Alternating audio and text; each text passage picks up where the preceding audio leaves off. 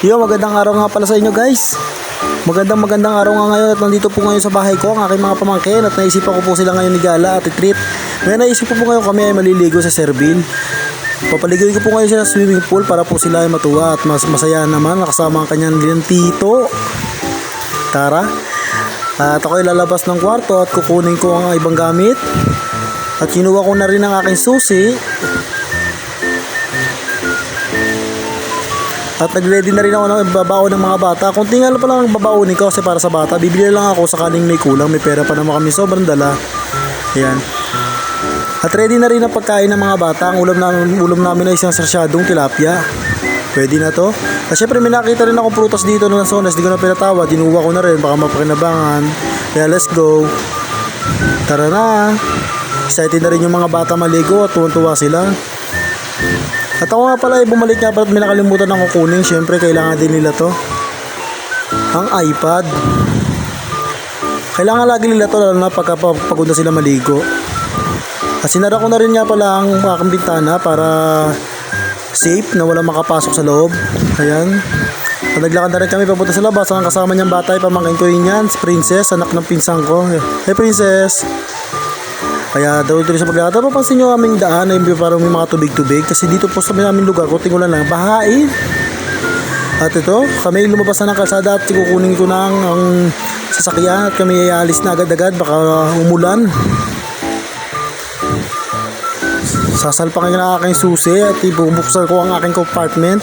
Ilalagay ko doon ang aking kinuwang pagkain na ibabaon para sa kanila. At kakainin nila para mamaya.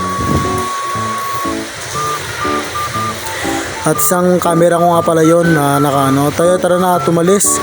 At excited na tumatot. Kinukulit na ako talaga kaya tuloy na talaga to. At ako ay paalis na nga rito at hindi ako makatawid at may mga natawid na sasakyan. Delikado at may kasama akong bata kaya kailangan natin magdahan-dahan. At ito nga papunta na nga kami agad-agad at ang kasama ko nga pala dito ang aking kuya at dalawa niyang anak, ang aking pamangkin niya. Masaya po kami ngayon na mag-outing. Mukhang lang hindi masaya ako dyan pero happy ako dyan kasi sama ko sila. Kaya ito na po tayo, nasa gate na po tayo ng Servil Anas. Ito po yung resort dito sa Navarro, malapit dito sa Pascam lang din sa amin. Ayan, ang ganda rito, fresh water. Gabi-gabi talaga sila nagpapalit. At dito nga pumasok na kami sa loob at dali-dali na kaming lumanap ng na cottage. At ito po naman yung napili kong cottage. Este table po pala.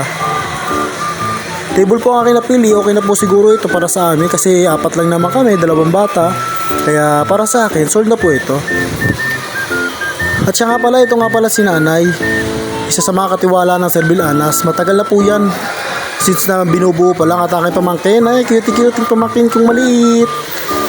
Ayan, at ito naman po si Papa Gamay. Si Papa Gamay po, yan po yung asawa ni Nanay kanina. Sila po yung mga katiwala. Ayan. At dali-dali agad naligo yung mga bata. Tuwa sila. At binantayan ko rin naman ako makaligo. Ayan, kita nyo naman. Nagbabantay talaga ako. Pinapaligawan ko na lang sila. Ayan, okay na yan. At tuwan-tuwa nga pala ako. Nakaputong 50 pesos. Ayos. Kaso bigla ako nalungkot. Sa kuya ko pala yung napulot ko.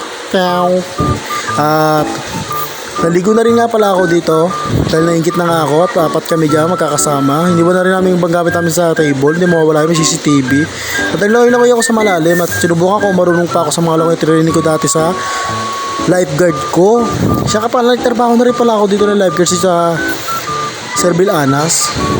Nag-backdive din ako, baka mabigat na tiyan ko. Marunong pa rin pala. At syempre naglangoy-langoy pa rin ako ng mga alam ko dati tulad nito. Ito po ay matagal ko po ito natutunan. Ito po ang side stroke. Ano po ito, malayo narating ang langoy nito. At dito po ay kumain na kami ng aking pamangkin, ng kuya ko. At bumili na lang po kami ng pagkain namin para po sasakto sa amin at mabusog kami. At after nito kami kumain, kami uuwi na rin naman agad gawa ng ayan, umulan. Kaya uuwi na rin kami. Kaya hanggang dito na lang tayo guys.